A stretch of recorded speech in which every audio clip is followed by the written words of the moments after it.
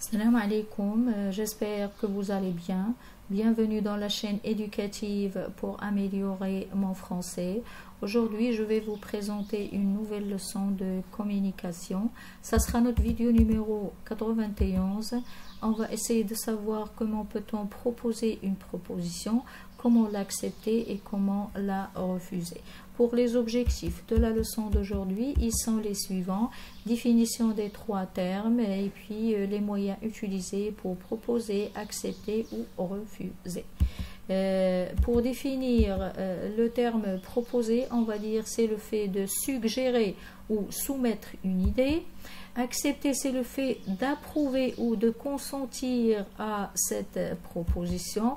Et enfin, refuser, c'est le fait de rejeter ou de ne pas approuver cette proposition. Donc, vous avez une proposition, vous la présentez, l'autre personne peut soit l'accepter, soit la refuser. Mais quelles sont les expressions qu'on peut utiliser, soit pour proposer, soit pour accepter, soit pour refuser? Les voilà dans ce diapo. On va essayer de savoir les moyens utilisés pour proposer. On a 5 moyens. Le premier moyen, des verbes. On a le choix entre proposer, suggérer, recommander, conseiller, préconiser. Voilà l'exemple et ça sera plus clair. Je vous propose de visiter d'abord la salle d'exposition.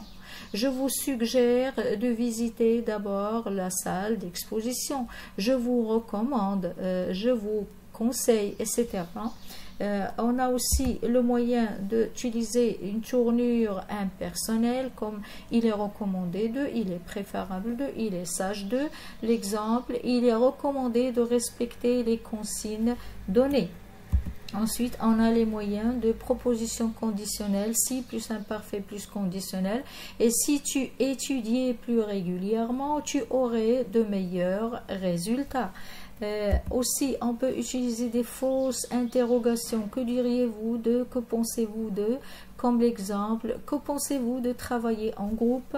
Et enfin, on a les expressions et si on plus imparfait, comme l'exemple, et si on discutait de ce problème en privé. Voilà, ce sont les 5 moyens qu'on peut utiliser pour proposer une proposition. On a des verbes, des tournures impersonnelles, des propositions conditionnelles, des fausses interrogations et enfin des expressions comme et si on plus imparfait. Maintenant, on va essayer de savoir comment accepter ou refuser une proposition. Donc, pour l'accepter, on peut utiliser les termes volontiers, avec plaisir, sans problème, pourquoi pas. Ou bien pour refuser, on peut utiliser je suis désolé, je suis navré, je ne peux pas, je suis occupé, je ne serai pas libre. Voilà, ce sont les expressions que je peux utiliser pour accepter ou bien refuser une proposition. C'est aussi simple que ça. J'espère que j'étais claire. J'espère aussi que vous avez bien assimilé la leçon d'aujourd'hui qui est une leçon de communication, comment proposer, accepter ou bien refuser une proposition. À bientôt. Wa fi amanillah.